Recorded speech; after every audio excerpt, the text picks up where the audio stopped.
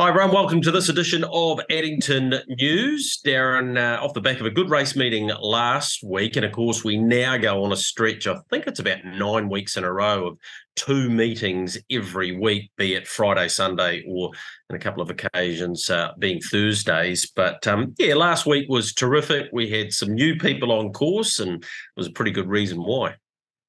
Yeah, the Dalgety team, Carter in particular, and a lot of mates from uni celebrating with a victory with Finetti. Shades of boys get paid, Greg, with them literally going off. First starter for them, won his race, and they had a great time on course. It was really cool to see a whole lot of young people enjoying the moment, and followed up a couple of races later with another stable run at Watermelon Sugar winning, and they ended up being quasi-owners, I think, in the winning owners bar again. But they had exactly. a great time, and just tremendous to see.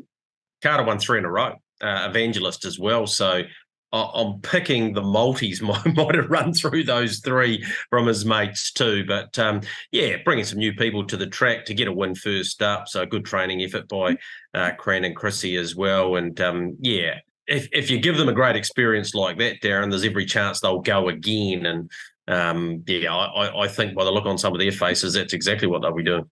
Yeah, look, 100%. They Carter's obviously dragged them in, and Cran and Chrissy doing the job with the training part of it. And I think both Cran and Chrissy got a reasonable kick out of it as well as all the people on course that were around them.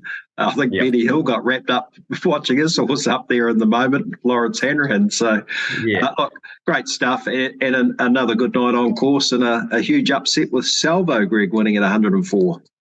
Yeah, good on Jack Harrington too, and he doesn't get out there that often driving-wise, but terrific to see him out there. He's actually part of the Better Vic group now too, and they're going to come out with an innovative idea around some signage and sponsorship here at Addington, so look forward to that in the next few weeks. Absolutely. You've got a couple for us to follow, I think, before we do the full preview, haven't you? Yeah, look, I think so, Darren. The way we're going to play these double headers, if you like, is we'll do our normal race preview for the Friday night meeting, and then we'll have a look at the late Quaddie on a Sunday. And what we've tended to find, and as we know, it was COVID initiated, is when we have these double headers, the form really starts to stack up as you get into the week. So, looking forward to analysing some of that and trying to help you out with it. But I just thought if we focused on the late Quaddie each and every Sunday, that would give people something to focus in on. And now that the box seat's in winter hiatus, if you like, I suppose it gives us more focus on Trots Talk on a Sunday. So if you want to go to SENZ 11 till 12, Mick's actually going on a bit of a break too. But what I'm going to do is have a really strong look at the late Quaddie with the participants. So that'll be worth listening to each and every Sunday, 11 to 12. Go to the SENZ app or download that or find out what frequency in your area. But it's 12:60 if you're in Christchurch. But yeah, if you wanted to have a bet, I reckon Watermelon Sugar, which is one of the Dalgety winners last week, can win again. It's race 5, number 5. And I think Life's a Beach can win again too. Gets into that race beautifully. Claiming junior driver and Olivia Thornley, I'm pretty sure it is. So, I reckon it can win too. Race 7, number 7. So there's a couple if you don't want to watch the full meeting preview. Rightio, we'll get into Friday night, which we kick off at 5:09. IRT, Your Horse, Our Passion Trot, a standing start, 2,600 metres. Yeah, What the Bell, way out of its grade last time, way too good for them. Back in its own grade, can't see how it wouldn't win again. So I think Mark Jones and Sam Otley can kick the night off on the right note. Really well bred, out of Balgallion, so makes it a half to Stent. Really, really smart horse, I think, What the Bell. So I think it'll win. Alateen is first up this time in for Craig and Amy Edmonds. The horses are always ready to go. It's trialled quite nicely. I expect her to improve. She's out of Alapal, so again, beautifully bred. This one by Creatine. Whatever it does, it will definitely improve on, but it'll be competitive first up. Sandfly Bay, one of the Bruce Negus team that are racing really well at the moment. She delivered last Sunday at Ashburton, did that quite nicely. And Hot Saucy Betty comes out of the Salvo race. Look, just forgive it last start performance. Its prior couple of seconds were excellent, including one behind What the Bell. So it's got to be a first 4 player too. 2, 12, 3 and 5 in the first. Race 2 is the first leg of the early Quaddie, filling Glennis Kennar Bloodstock Mobile 1980, 5:39. Big supporters of Addington Raceway, Greg, on a number of fronts, as well as being prominent owners. And they have number 1 in this book, a first starter for Benny Hill, as part of their ownership team. Yeah, it'd be pretty appropriate, wouldn't it? And I'll tell you what, a couple of the first starters in this have trialled up really well. And this one's beautifully bred by Better's Delight at a break dance. Finds its way into my top 3 and might even bump it up a wee bit. We'll see what sort of price the bookies give you. But I went for Captain Kobe on top. This one trained by Steve Dolan. It's trialled up really nicely. Finished second at its most recent trial behind Art Jordan, which went round in the Sapling on Sunday. So there's plenty to like about this one. Out of Millwood, Minnesota. John Curtin, JC International, is the owner of this one, so you know where it's likely to be heading stateside eventually, but I reckon it can definitely win first up. So I'll give it a very big chance. To beat Black Mac, the 2 in the book, had a long time away from the racetrack, but has impressed me in all 3 runs this time in. It's very close to a winning turn for Ken Barron. Point Break, those trials have been good. Really like the cut of this horse, and I think it can win some races for Brendan Hill. He's not someone who lines them up unless they're ready to go, as we know. And Destiny Dance is from the Mark Jones team. First up third was really good, and it had a couple of trials and then leading into that first up run last week. And yeah, I thought it was okay in the Fernetti race, so don't discount its chances. But this will be a good maiden race, a really good form race going forward over these next couple of months, I reckon. 9, 2, 1 and 7. As you say, Greg, Steve Dolan, really a strike rate trainer, particularly here at Addington. When they come here, they're pretty much ready to go. As you said, a lot of this form will play out as we move through. And if you look through this maiden field, it will be a race where the majority of these horses, I believe, by the end of July will have won a race. Race number 3 is the Woodland Stud, supporting Our Future Mobile 1980 at 6:08. Yeah, really good races, Darren. I'll go with Sweet Cocoa on top. It won the graduation final out at Rangiora after a slashing first up run. And of course, after that first up run, was purchased and is now trained by Cran and Chrissy Dalgety. Its win in that final was really good, beating Wind Me Up. It takes on some smarties here, though. Ain't No Angel's got a mind of her own, but when she puts it all together, as we've seen in her last 2, behind Watermelon Sugar last time and Commander Ben the prior run. So and it comes up with a better barrier draw. So I reckon if it puts it all together, it'll give Sweet Cocoa plenty to think about. Double Down's a nice horse. Brendan Hill, Ricky May, big chance in the race. And Obsession, if she hadn't have drawn inside second row, I would have had her miles up the order. You know, like she could easily win this. She's Group 1 place in the Oaks behind No Matter What. She's a really good mare. And on Trot's Talk last week with Tim Williams, he gave this horse a really nice push, one of 2. One of them's later on, we'll talk about, that he thought could nearly win first up. So it wouldn't shock me if Obsession came out and won, because it invariably has to be driven with 1 run too, Darren. But just the inside second row might find itself. It actually follows out a Patch of Gold who's flying at the moment. So it's a good race, really good race. 8, 3, 6 and 10. We could talk about it for a lot longer, actually. Race number 4 is an Evelier Mobile Pace 1980, 6:33, wrapped to be able to get a $12,000 fillies and mares maiden off the ground. Yeah, we are. And there's a bit of form around it too, Darren. Mac Major for Paul Kerr and Robbie Close comes up with a good barrier draw. Strong second behind its stablemate Jones Rising Star last time.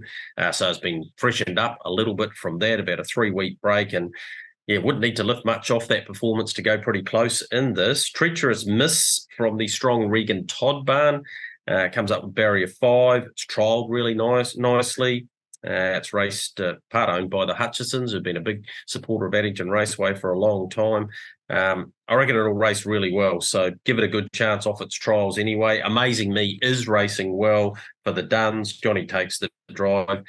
And I went to see Betty, who's not flattered to deceive, I suppose, in its couple of runs thus far, but comes up with a nice barrier draw, tucked away in on the markers. It'll have a part to play first four-wise. I tossed up between it and Goddamn, who was fresh up last time, will have improved off the back of that and did draw a lot wider than what she's got this week. 3, 5, 8 and 1.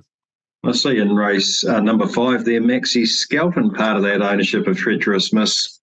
Greg, of course, had success with DiCaprio with Brian O'Meara. Yep. Race number 5 is the Hornby Liquor Mobile Pace 1980 708. Wendy Morrison there at Hornby Liquor. As we've indicated, she has a fundraiser or a charity fundraiser at the Papanui Club on Matariki Day. So keep an eye out on social media for all of that information that'll be out in the next few days. Yep, look forward to trying to help her out with that. Watermelon Sugar's the one I alluded to earlier. It's hard to beat here. Comes up with barrier 5. Quite versatile, this horse. Last 2 runs have both come off the back row and has been able to win. And I don't know that this is a huge step up for it, Darren, to be absolutely fair. So I think it can go very close to winning again. So the 5 to beat 9 Smoke on the Water. I know the stable have an opinion of this horse, as does Ricky May. The win 2 starts back was excellent, beating Ventura, and then just got a wee bit far off them last time and flew home behind Franco Sinatra, who's then run 3rd in the Champion Stakes at Ashburton last Sunday. So wide front row draw won't make it easy, but he is a talent. There's no doubt about that. Adesanya keeps racing well.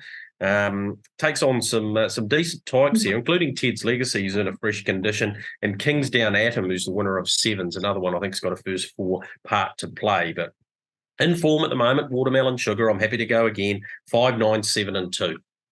Race number 5 is the KB Electrics Handicap Trot 2600 736. Relatively new sponsor here at the Raceway, Greg, and that they've really dived in the deep end. We've got track signage and a whole lot of things that we're working on with these guys. Yeah, exactly. Expect to see their name out there a little bit more too. Ice Cream, Neil Michelle, he's better known as Ice Cream, just loves a punt, loves a beer. He liked an ice cream back in his day anyway, and he loves the Linwood Kias, which hurts me every time I think about it. Absolutely loves all of those things, Greg. All of those things, and I'm not going to put them in any order. So what we do know is he'll love coming out here Friday night, and he'll want me to give him the winner of this race. So we'll do our best. I've got them in running order here. 6, 7, 8, 9. Make Mine Sundawn, first up run, excellent. Invariably, you know what you get with this horse. She's got a lot more solid in her gait and in her race tractability, and therefore she finds the front like she did at Ashburton. She got beaten by Test the Boundaries, but she beat the others just as easily, and she'll be improved off that for Anne-Marie and Jack Best. So big chance of winning this. Madeline Stowe, winner of 13 races, always has to be respected in this type of lineup. Kink, last start winner at Timaru, was good. The second of the Margot 9 pair behind Madeline Stowe, and King of Love was a good third at Ashburton in that same Test the Boundaries race. So 6, 7, 8 and 9. But these are the types of races, Darren. You throw up the numbers, they'll come down a different order each and every time. You got Take After Me, Boys Invasion, Trey Magnifique, Illegal Alien. This is their time of year. So if you're having a crack at this race, go as wide as you can. This is a race that will see Take After Me, who's had well over 300 starts and won $250,000, Greg, have its 200th start as a trotter. Yeah. And Fred loves it, the family love it, and we love having him on course. Yeah. Race number 7, so first leg of the late, Quaddie, Alabar Mobile Pace, 1980, 802, another good supporter of the Raceway. Yep, they are, and I reckon they've got themselves a pretty good contest here. Life's a Beach can win again. And now she's back in winning form. Tony Barron said it was only a matter of time, and he was right, and she delivered in really good style, beating Dancing Desire.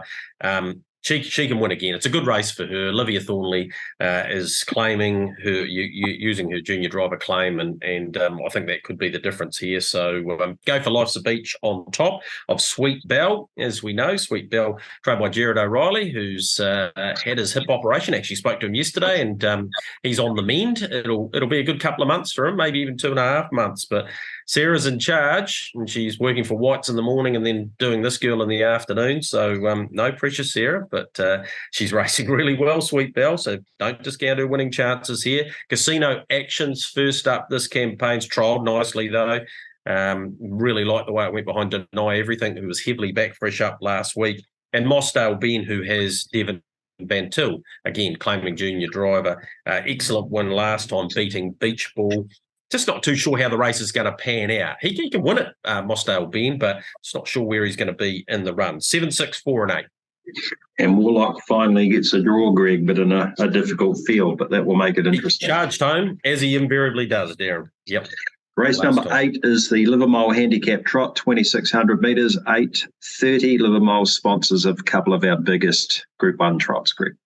Yeah, that's right. Trotting Derby and, of course, the Trotting Free-for-All on Grand Prix Day. Nice to have their name on this race, and surely this is unique over Kansas Chance. I thought it would have been last time. Jimmy Carter hikes back another 10 metres for this, and it meets at 10 metres better off again, sorry. But I think it'll be enough. I think it will be this week.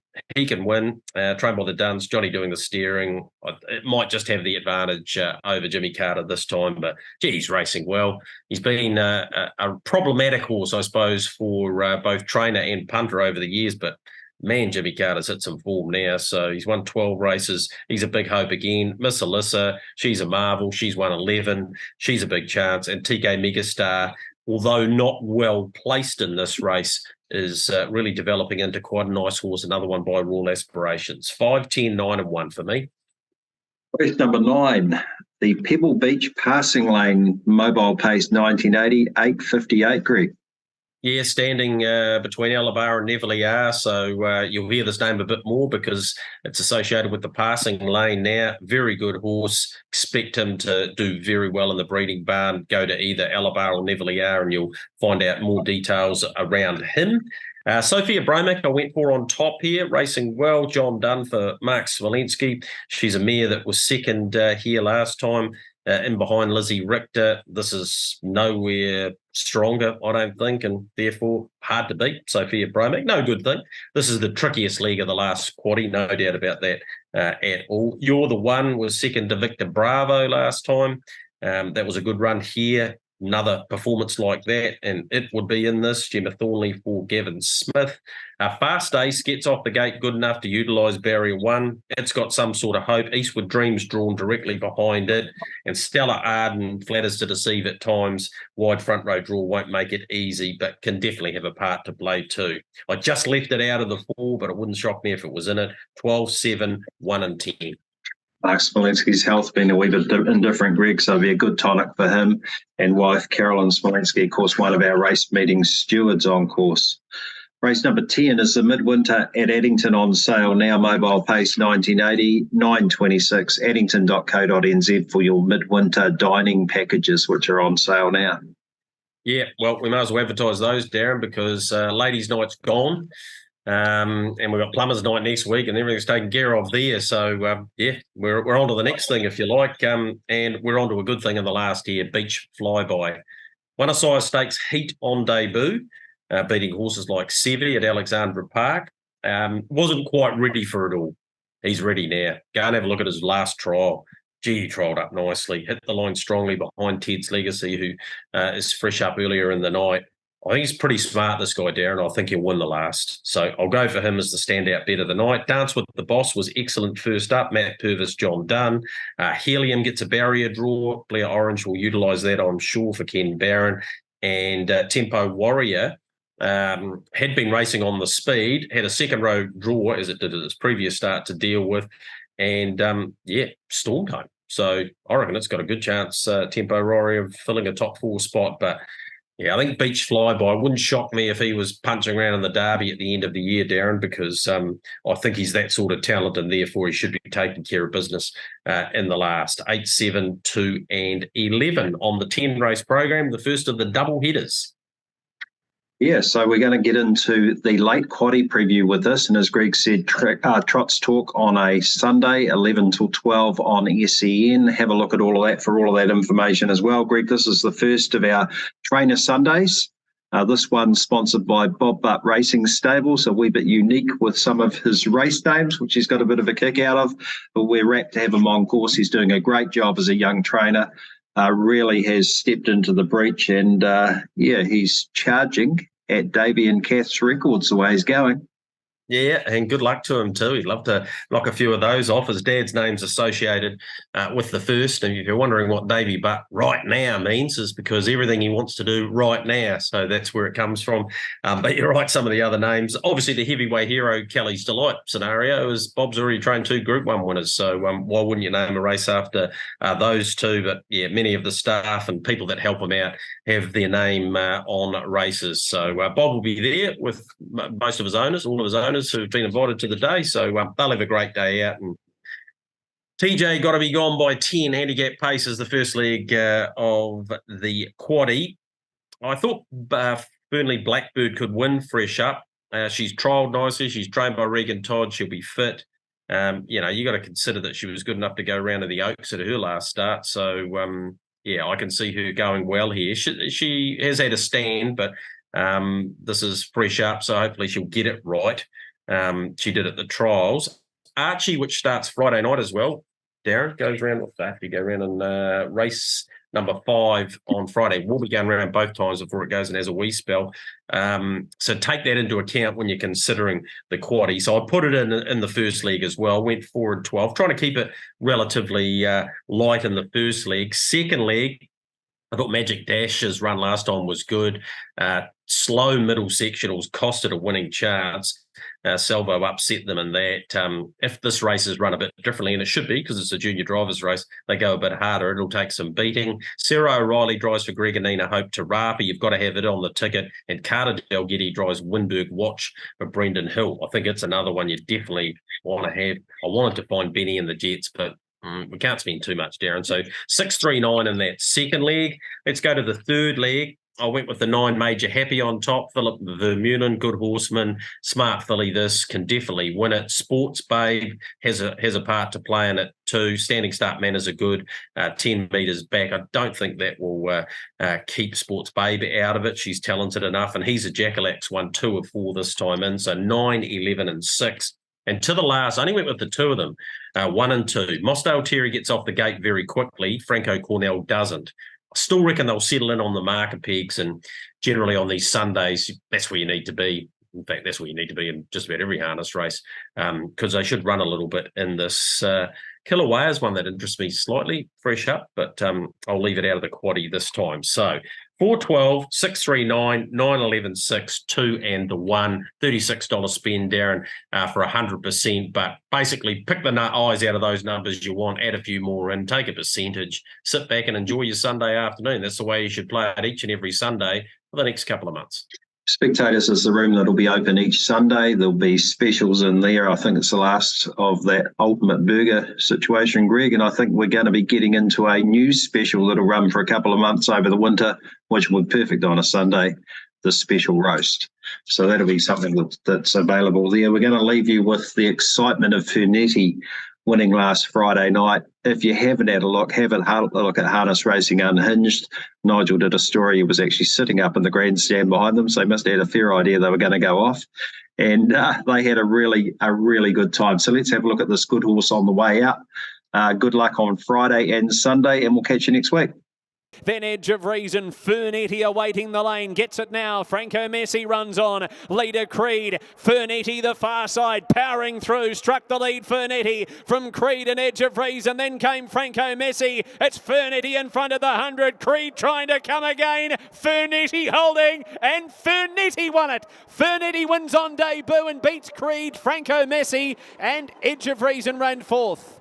Then came Classic Mission. Destiny Dance worked through the line nicely from Corfu Bromac, Oppo Neff right, and the Welsh Dragon Fernetti. The Sweet Lou Gelding of a good-looking chick wins on debut.